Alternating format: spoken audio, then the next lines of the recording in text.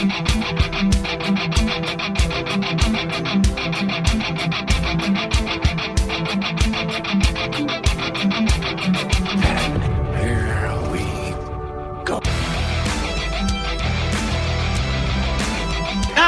let's roll out the carpet and bring on the Mountaineers. Pitch on a screen. Yeah! To Kevin Jones. A slam dunk, Kevin Jones. Left leg for Gansey. 3 in the air. Swish! Ray Jones, their outstanding guard, has to be the key. They don't blame me. Daryl Drew. Devin Evac. A weapons in you. Kirby Brooks on the two-pointer. Dallas Nichols wins the game. Alexander. It's a dunk right in his face. Send it in, Joe. Staten takes the ball to the left side, spins, shoots, layup, shot, good! Got the Carter throw the ball. Javon Carter is in Trae Young's head.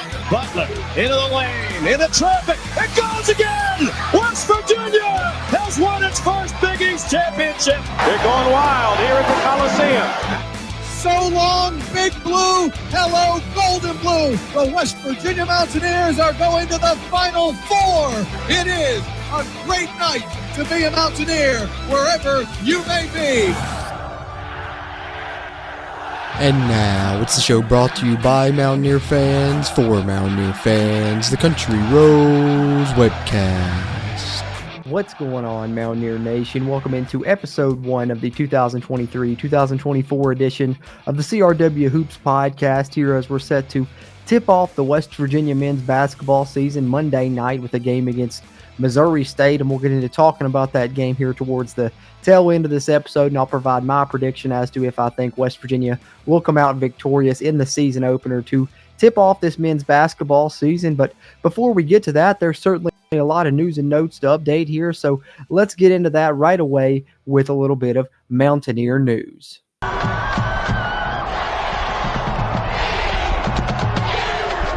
All right, before we get into this year's version of the men's basketball team and this season specifically, we do have a little bit of recruiting news to update in regards to the future of WVU basketball here in Mountaineer News.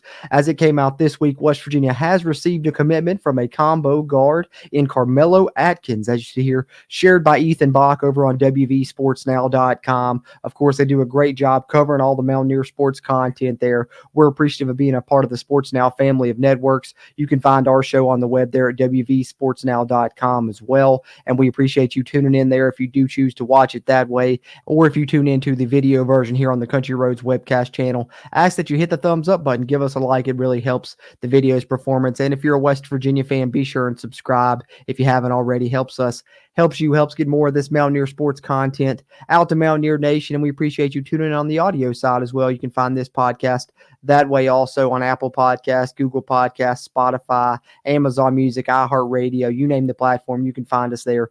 Just search Country Roads Webcast. If you're listening that way, leave us a rating review. That helps, and be sure to share us around with other Mountaineer fans you may know. But in regards to Carmelo Atkins, as you see here, there is his commitment graphic he shared on X, and if you want to follow him, Mountaineer Nation, you can at CMello131. He says home, Morgantown, let's rock, hashtag committed, hashtag West Virginia, and you love to see it, and this is a good pickup for West Virginia. We know that they need some guards. They're lacking guard depth this season, so obviously going to need that in the future as well. So glad to see them secure a good addition in Carmelo Atkins, who's a combo guard at 6'5", so great size there, and as you see here detailed in the article, reclassified, was actually a 2023 recruit, reclassified, did a prep year this season at Phoenix Prep OTE, and has became a 2024 recruit that West Virginia offered back in September. It was Jordan McCabe that sent out that offer. And of course, as you see now, it only took a couple of months later for Carmelo Atkins to make up his mind and choose to play for West Virginia in the future as the basketball program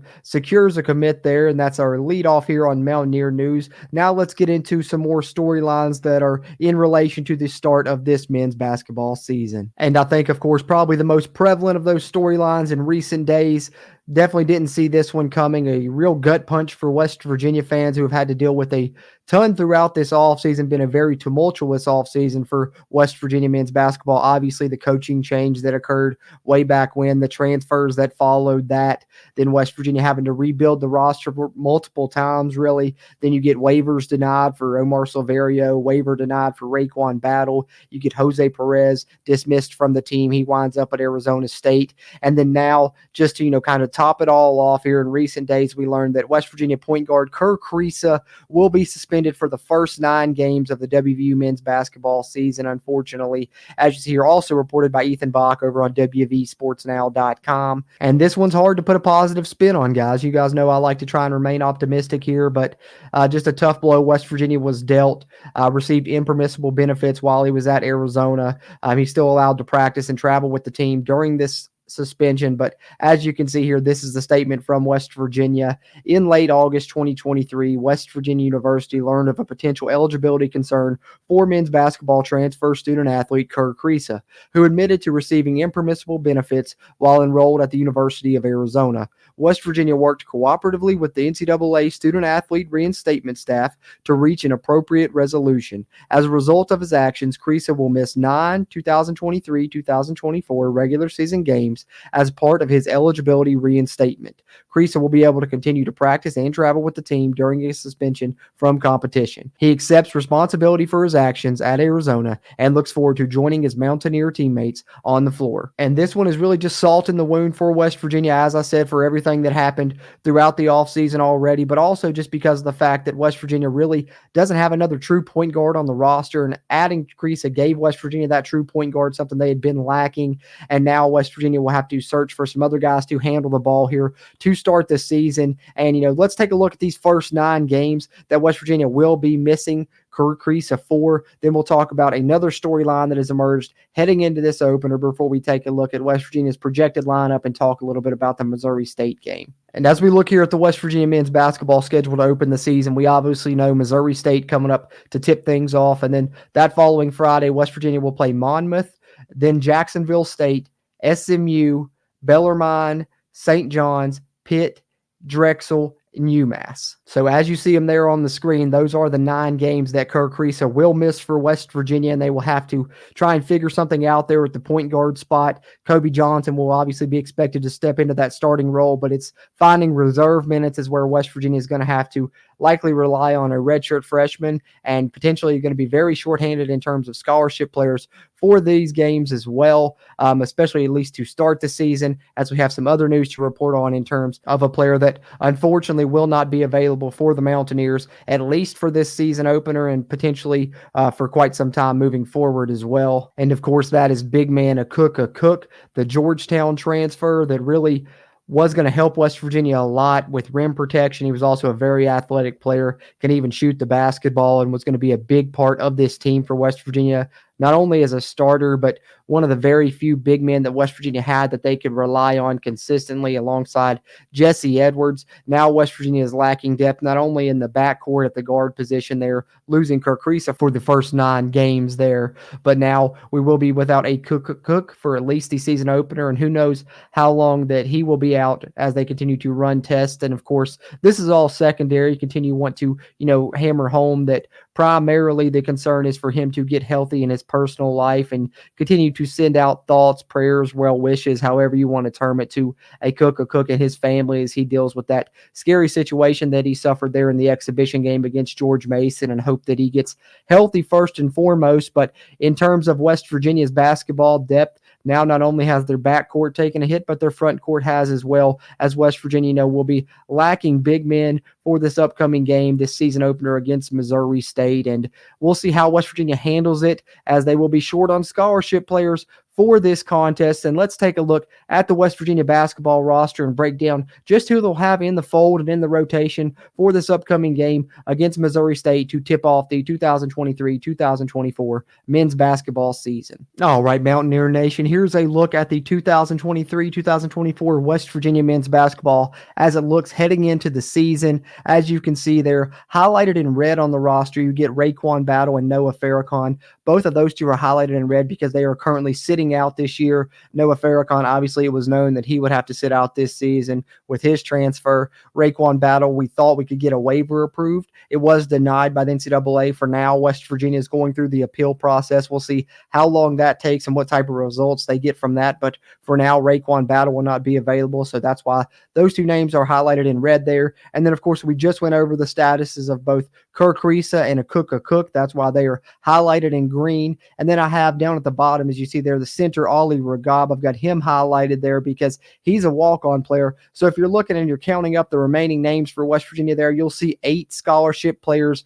That's what West Virginia will head into the season opener with. Only 8 players, 5 starters, 3 reserve guys. So West Virginia will have to, thrust some guys into the action, maybe more than they kind of expected to when you're looking at a guy like a Jeremiah Bembry, who you're going to look to, get some reserve minutes at the point guard position now behind Kobe Johnson, because someone's going to have to take that load off, especially, lo and behold, knock on wood, if Kobe Johnson was to unfortunately get in foul trouble in this contest or something, you would need someone there. And looks like Jeremiah Bembry, the Florida State transfer, who we haven't even really seen yet. I believe he played in the secret scrimmage, but the one exhibition that we got to see as Mountaineer fans against George Mason, we did not see Jeremiah Bembry play. So we'll see how that goes there at the guard position. And then you look at Offrey Neve, who's another true freshman who I think was probably going to play a little bit in the non-con for West Virginia anyways, especially with how the roster stands currently following, the Raekwon Battle waiver being denied. But now without Kerr Kriisa and with the lack of depth in the front court as well, you certainly are going to have to count on Offrey to give you some minutes. And the positive side of that is he looked really good, and I think he's further ahead than what I expected him to be at this point in the season. And he's a guy with a high ceiling and a lot of potential, a lot of athleticism, really high basketball IQ, and can do some different things, including handle the ball a little bit. So he can mix in your front court and your back court. So he's certainly a reserve guy that's going to help you moving forward. But as you look at the roster, I mentioned the guys that are kind of sitting out for West Virginia. We've detailed them a little bit. Akok, the Georgetown transfer, Kerr Kriisa, the Arizona transfer. That I think is going to be a big player for West Virginia at the point guard spot, throwing lobs to, the big man Jesse Edwards. He's a great passer. He led the Pac-12 in assists each of the past 2 seasons. And then, of course, Raekwon Battle, if we can ever get that waiver situation figured out, he's got a great chance to be the leading scorer on this team and kind of the go-to guy when West Virginia needs a bucket. He's a great shooter. He can create his own shot. He's great off the bounce, great ball handling. I mean, you name it, he's really good on the offensive end and great on defense as well. And then Noah Farrakhan is an athletic player that's really going to help West Virginia in the future. If you saw the dunk contest during the Mountaineer Madness event in the preseason, he was really the standout there, dunking over the 7-foot Ali Ragab, things like that. So he's going to be a player next season for West Virginia, but he will be sitting out this year. Then, of course, you get Seth Wilson returning at the guard spot. He's going to, give you minutes there at the 2 spot, and he's a great shooter for the Mountaineers, and he's really going to have to step up his game. He's going to have an increased role right now with Kerr Kriisa out, and with the Raekwon Battle waiver being denied, the person that, could be a big beneficiary of those minutes that, have to be dispersed out now is going to be Seth Wilson. He's going to move into the starting lineup. He's going to be, counted on to score more for West Virginia. So he's going to have to, take on that role and, be heady with it, make smart plays, and really hopefully be an impactful player for the West Virginia Mountaineer men's basketball team this season, because they're going to need him to step up and, be a scorer this year. And then I mentioned Kobe Johnson really, stepping into a lead role now as going to be the team's point guard to start the season for these first 9 games instead of being the reserve player that it seemed like he was going to be to start the season for West Virginia, kind of a defensive specialist, I guess you could say. Coach Eilert is termed that he's kind of the guy they would go to if they need to lock down an opposing player, would be Kobe Johnson with his length and defensive capabilities. So he's very good on that end. Might have to step up his game a little bit on the offensive side when it comes to orchestrating and getting West Virginia into the sets and the things that they need to run offensively with Kerr Kriisa out early on in the season. So we'll see how he's able to handle that. And then, of course, I mentioned Jeremiah Bembry, the lengthy transfer coming over from Florida State, but he's very young. They were looking to kind of bring him along slowly, but they're going to have to, give him some minutes now with this Kerr Kriisa situation. But great length, 6'5", 185. If he can develop into, a defensive game with that length, he could really be a standout on that end for West Virginia. And hopefully he's a player that, takes this chance that he's going to have and runs with it and does something this season for West Virginia and maybe has an impact more so than they expected him to. We mentioned Akok, the Georgetown transfer, how impactful he can be. And then you've got Quinn Slazinski transferring in from Iona, began his career at Louisville, and he's a guy that, was committed to St. John's, decided to come to West Virginia instead. And I was very impressed by him in the, exhibition game against George Mason, maybe more so than anyone else, just because I knew how good Jesse Edwards was, but I didn't expect Quinn Slazinski to be, the scoring threat that he was. 21 points in the game, shot the basketball really well, and I thought made some really impressive plays as well. And he's going to be counted on now more so. Also, he was kind of the sixth man in that exhibition game. Now he'll move into the starting lineup to begin the season for West Virginia, and he's a player they're going to count on, so hopefully he continues to perform the way that he did in that exhibition game. And then Pat Sumnick as well. Mentioned West Virginia lacking depth there in the front court, so Sumnick can really, assume a big role there. I think I've heard Coach Eilert say he would rather, play, the three position, kind of more of a small forward. But right now, with the lack of depth that West Virginia has in terms of big men, he's really going to be counted on to play that 4 spot. So hopefully he really embraces that role and can become, a rebounding threat for West Virginia. That's something this team needs to improve on. So if you can carve out a niche, doing that, if you're Sumnick, that would be good for you. And he has the potential to do that coming off the bench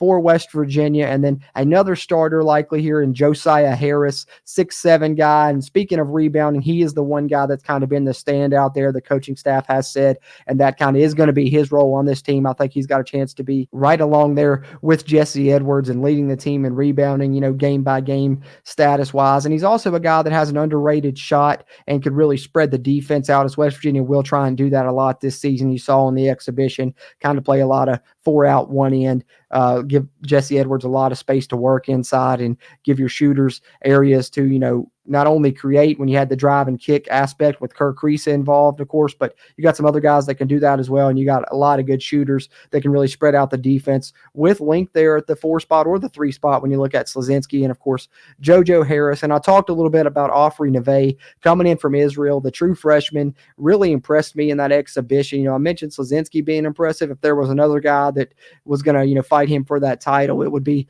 Ofri Neve. Really great basketball IQ. That's what impressed me the most, is just how much he knew the game, knew where to be, just kind of innately making those plays out there. Saw him throw a lob for a dunk. You saw him have a couple of dunks of his own. He really, showed some great ball handling, some great speed. If he can really, learn the fundamentals and get involved the way that they need him to within this team, I think he's going to have a nice role this season and as a player with a very high ceiling, and who knows how far his potential can take him. We'll see how that goes moving forward. Then you look at the 2 centers West Virginia has. I mentioned Ali Regab coming in from Cairo, Egypt, 7 foot, 275, by far the biggest player on this roster, but more of a developmental guy, the one walk-on that is on this roster, and he's a guy that they were probably not hoping to have to play any, or especially, once they got into conference play. But with the situation going on with Akok now, they're probably going to have to throw a few minutes Ali Regab's way each game, and maybe they'll start that here with these early games, kind of try and get him some experience there, so where that if they are going to have to count on him in some of these more crucial games once conference play starts, or you get into some of these tournament games, that if he does have to play some minutes, they won't feel so bad about it because they've got him some experience here early in the season. So look for him to get a few minutes here against Missouri State in some of these early games, and we'll see how his development goes for West Virginia. But great size there. Certainly that's something that you can't teach, that he brings to the table. And then we rounded out with probably the most important player on the West Virginia roster, and especially now given the Raekwon Battle, Akok, and Kerr Kriisa situations, and that's Jesse Edwards, the transfer center coming in from Syracuse, going to be wearing number 7, his final year of college basketball, certainly going to be an NBA guy, great size, 6'11", 230 pounds, can stretch the floor as well. That's something I didn't realize he had, was such a great jump shot, got a mid-range game, can even shoot from the outside if he needs to, but he's an excellent rim protector, got nearly 3 blocks a game at Syracuse, near the top of the ACC in rebounds and blocks every year that he was there. Looked very good in the exhibition, running the floor. You wondered about him, playing zone a lot at Syracuse, if he'd be able to play man-to-man. Seems like he is transitioning to that well, and I look for West Virginia to even utilize some zone this season, not only because he's comfortable with that, but because of the lack of depth that we're talking about. They need to try and do everything they can to keep players out of foul trouble. Utilizing some zone defense might help to allow you to be able to do that. So, look out for some of that. But Jesse Edwards, regardless of how West Virginia decides to use him, he's going to be a weapon for the Mountaineers. You saw that in the first game there in that exhibition, really took over late in the game and willed West Virginia to that victory, blocking shots, scoring and ones, had a 6-0 run of his own, if I'm not mistaken, 21 points, 7 rebounds, 3 blocks, 2 assists, 2 steals. And, if he has stat lines like that, that's going to really be positive results for West Virginia this season. And they're going to need performances like that from Jesse Edwards, especially here early in the season. So, that's the guy to watch for as the superstar on this team is Jesse Edwards. To round out our roster discussion here and wrap up Mountaineer news, let's take a look at the projected starting lineup here on episode 1 of the 2023-2024 version of the CRW Hoops podcast.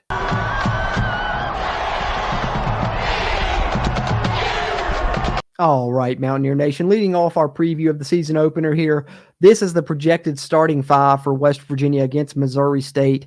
Having discussed the storylines involving Kerr, Kriisa, and Akok, the players that will be missing for West Virginia in this game. Of course, the Raekwon Battle waiver situation ongoing as well. This is what it looks like we will probably see in this game for West Virginia. Of course, Kobe Johnson moving into the starting lineup as the team's point guard, Seth Wilson at the other guard position. Then your 2 forwards will be JoJo Harris and Quinn Slazinski, who slides into the starting lineup after serving as the team's 6th man there in the exhibition game against George Mason. And then, of course, rounding out your starting 5 with your big man there in Jesse Edwards, the Syracuse transfer that should make such a big impact on this basketball team this season. And West Virginia definitely needs him to do just that in this game against Missouri State. And then speaking of Missouri State a little bit, don't know too much about the program in general. They did play a exhibition game themselves this past week, but they played a Division III school in Westminster that they handled easily by 50 plus points.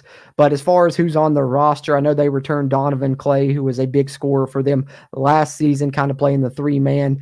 They brought in a transfer from Xavier and Cesar Edwards, who scored a lot of points for them in that exhibition game. So he may be someone to look out for on that Missouri State roster, as well as a pretty good big man that they return in Austin Mason, who will probably play a lot of minutes for them as well. So that's kind of the guys that you'll look at as far as playing a lot of minutes will probably be Donovan Clay and Austin Mason. And then they do have a pretty good point guard there that they returned from last season named Matthew Lee. They're looking to up their tempo of play this season, much like West Virginia. So it could be a game where we see both teams trying to get up and down the court, but that's kind of who to look out for as far as, starters and key players for both of these teams. Let's take a look at how ESPN sees this matchup and their game preview here as we wrap up here, and I'll provide my prediction for this game against Missouri State to tip off the 2023-2024 men's basketball season. And as we see here, ESPN's matchup predictor certainly favoring the Mountaineers here, as it gives the Mountaineers an 80% chance to win versus only a 20% chance for Missouri State. I believe I did see a spread on this game at the time I'm recording this. It's 7.5 in favor of the Mountaineers. So West Virginia certainly looks like they're favored by all accounts heading into this game, despite, the deficiencies that they're dealing with, only 8 scholarship players and lack of depth at the guard position and potentially in the front court as well. The game, of course, will be played on ESPN Plus if you want to watch this one Monday night, November 6th, 7 o'clock tip there in Morgantown. The Mountaineers are favored, and I think despite everything that they've got going, I think that they have enough talent left with the players that they will be playing in this game that they should be able to win this one. And, I said it's a 7.5 point spread. As far as my prediction, I think West Virginia will cover that spread. I'm expecting still yet a double-digit win for the Mountaineers. I think the game, could be close for a long period of stretches, even down to, late, kind of similar to how that George Mason scrimmage was for West Virginia, but you saw them in that game really start to rely on Jesse Edwards and do some things that allow them to pull away. And I think at the end of this game, West Virginia will be able to do just that. I've got West Virginia winning this one by 11 points over Missouri State, 85-74, as far as my prediction for the season opener here for the West Virginia men's basketball team.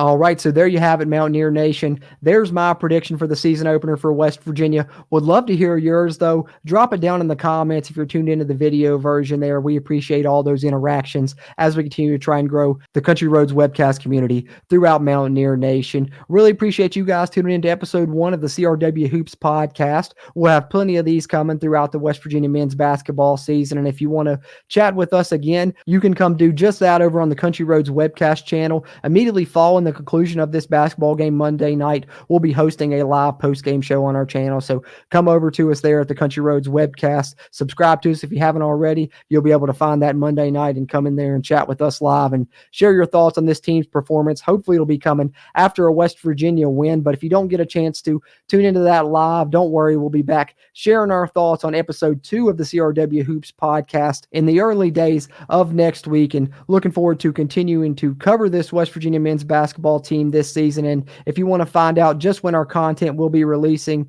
you can do that by following us on social media. We're on X at WVU Country Roads, and then Facebook and Instagram, we're just Country Roads Webcast. We appreciate you guys and hoping for a positive start to the 2023-2024 men's basketball season. New coach, a lot of new faces, a lot of new obstacles to overcome, but I think this team is ready and willing to overcome those obstacles and turn those negatives into positives, and they're looking to have a successful season, and we're hoping to cheer them on as they try and achieve that goal here on the Country Roads webcast, as we know all of you all are throughout Mountaineer Nation as well. So having said that, as always, I'm Jordan Cruz, and until next time, let's go If you really Mountaineers. wanna know, then come on, let's go. Take a stroll down those